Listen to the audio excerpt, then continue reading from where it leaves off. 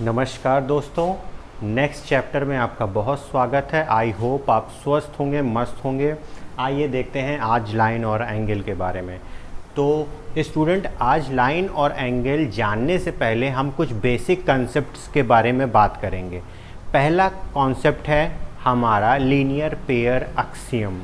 तो उसको जानने के लिए अगर हमारे पास एक लाइन है और उस पर कोई इंसिडेंस रे आर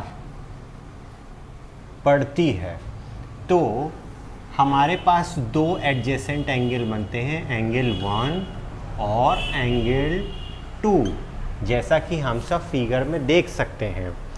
तो स्टूडेंट, यहाँ पे जो लीनियर पेयर एक्सियम है वो हमसे कहता है सम of angle 1 and 2 is equal to 180। इसी को हम लीनियर पेयर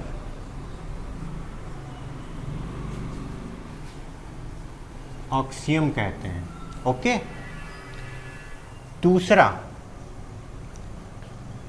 दूसरा हमारा बेसिक कंसेप्ट है लाइन और एंगल में कि अगर दो लाइन एक दूसरे को इंटरसेक्ट करती हैं कुछ इस तरह से, L1 L2, अगर ये लाइन L1 थी और ये L2 थी और दोनों को इंटरसेक्ट करती हैं, ज़रूरी नहीं परपेंडिकुलर हो, तो vertical opposite angle always equal. अब वर्टिकल अपोजिट एंगल कैसे देखेंगे? ये और ये दोनों वर्टिकल अपोजिट एंगल हैं। अगर ये 1 था तो ये 2 था, तो हम कह सकते हैं angle 1 is equal to angle 2। ये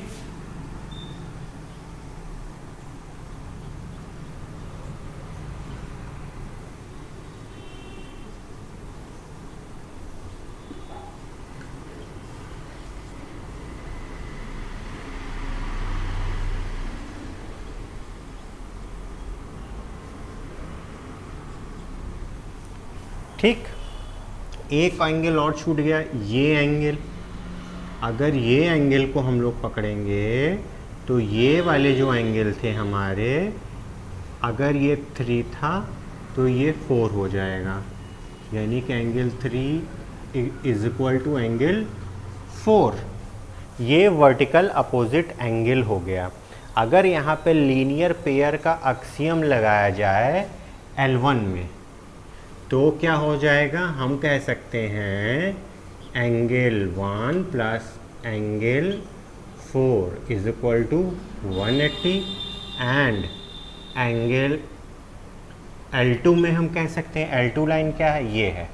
L2 में angle 4 plus angle 2 is equal to 180।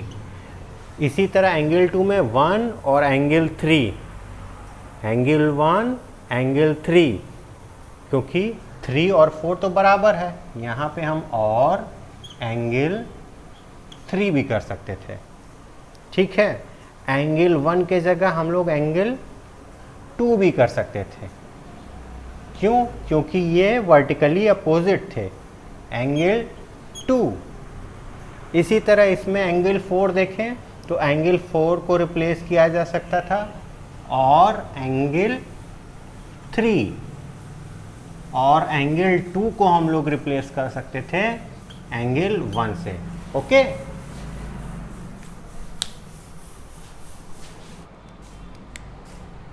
चौथा हम लोग देखते हैं, अगर कोई एक लाइन थी L, ठीक है, उसी के पैरेलल अगर लाइन थी M, ठीक, और L ही के, इसमें कह रहा है L is parallel to M, okay, और L ही के पैरेलल एक और लाइन है, वो है N, यानी कि L is parallel to N। तो हम ये कह सकते हैं result N is parallel to M, okay. और एक कहता है फिफ्थ हमसे कि अगर कोई ट्रायंगल है ए बी सी, तो इनके तीनों एंगल का सम, अगर ये 1 था, ये 2 था, ये 3, 180 होता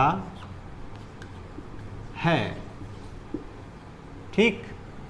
और एक और देख लीजिए, सिक्स्थ, इसमें कहता है अगर कोई ट्रायंगल है उसकी एक साइड इस तरह से बढ़ाई जाए, ए बी सी, ये कोई आपका डी है, तो जो आपके